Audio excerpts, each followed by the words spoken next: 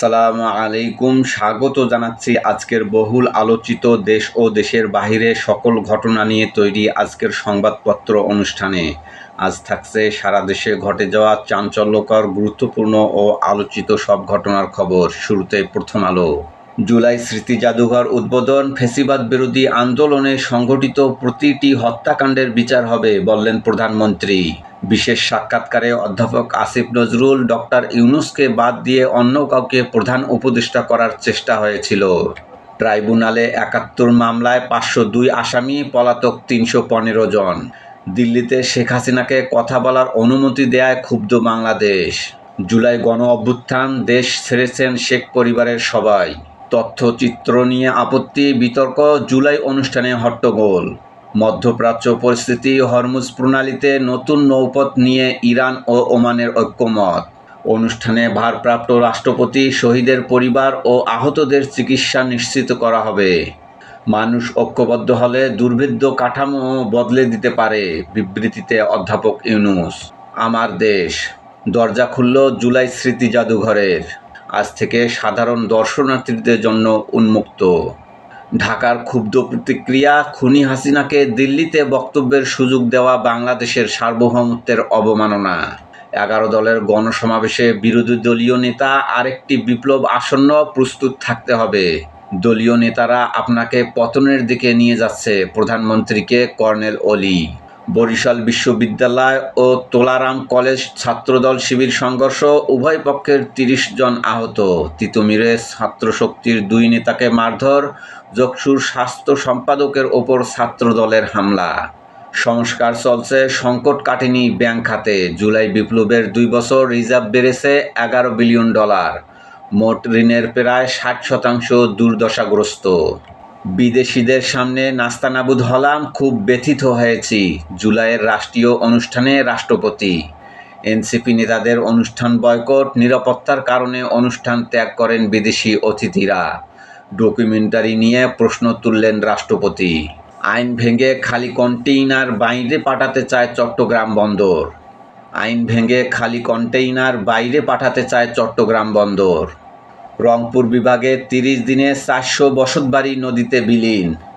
নদীতে বিলীন অন্তত ৫০ একর আবাদি জমি। তিস্তাসহ ৪ নদীর ভাঙনে নিঃস্ব শত শত পরিবার।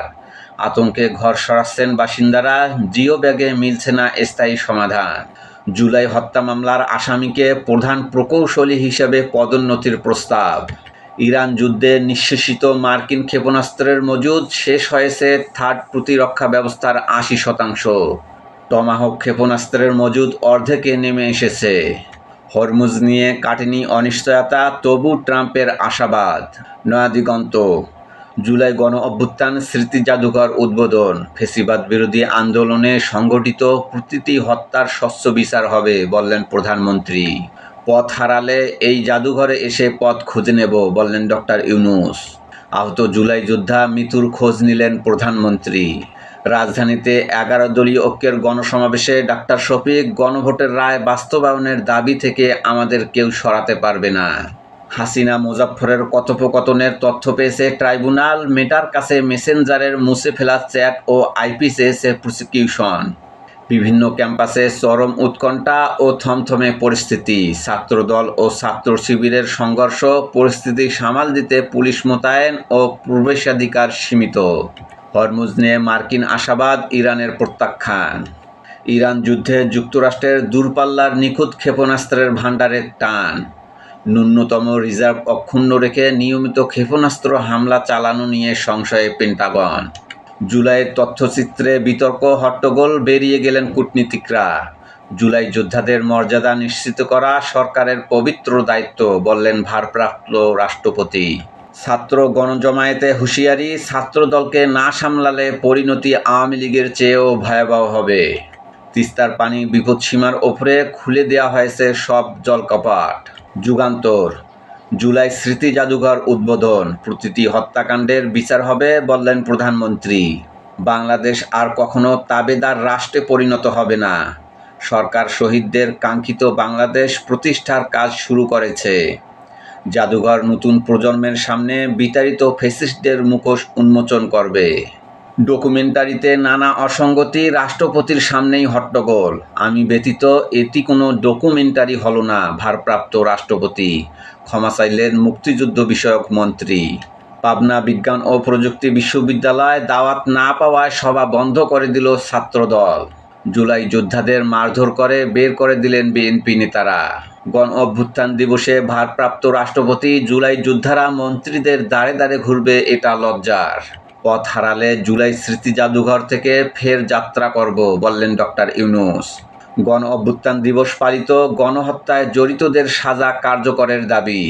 পদায়ন পদোন্নতি নিয়ে নানা অভিযোগ, ক্রমেই অস্থিরতা বাড়ছে পুলিশ প্রশাসনে। বরিশাল বিশ্ববিদ্যালয়ে ছাত্রদল শিবির সংঘর্ষ, আহত 20। হাওর অঞ্চলে শিক্ষার প্রসারে প্রকল্প উন্নয়নের দেওয়ালে অনিয়মের ফাটল। গণভোটের রায় বাস্তবায়নে আরেকটি বিপ্লব অনিবার্য, বললেন শফিকুর রহমান।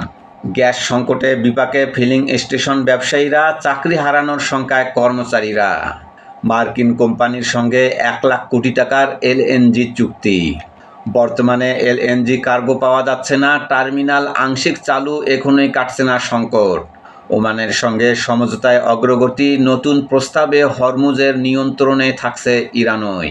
মাগুরায় সাকিবের বাড়িতে পেট্রোল বোমা হামলা। ইনকিলাব, জুলাই গণ অভ্যুত্থান দিবস পালিত, জুলাই চেতনায় দেশ গঠনের দৃঢ় শপথ। বিভিন্ন কর্মসূচির মধ্য দিয়ে দেশ জুড়ে জুলাই গণ অভ্যুত্থানের দ্বিতীয় বর্ষপূর্তি পালিত।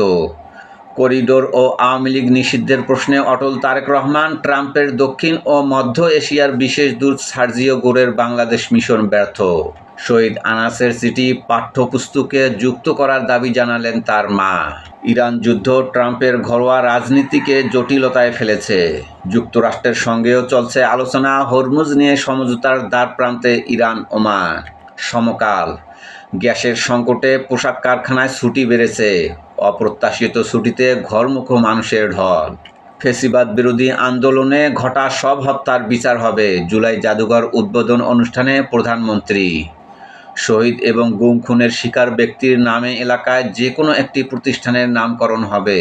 দিল্লিতে শেখ হাসিনাকে কথা বলতে দেয়ায় ঢাকার তীব্র ক্ষোভ। গ্যাস বিদ্যুৎ সংকট কাটার আশা, মহেশখালী এলএনজি টার্মিনাল আংশিক চালু হতে পারে। আধিপত্যের লড়াইয়ে ছাত্রদল শিবির, বরিশাল বিশ্ববিদ্যালয়ে ছাত্রদল ও শিবির সংঘর্ষে আহত 20।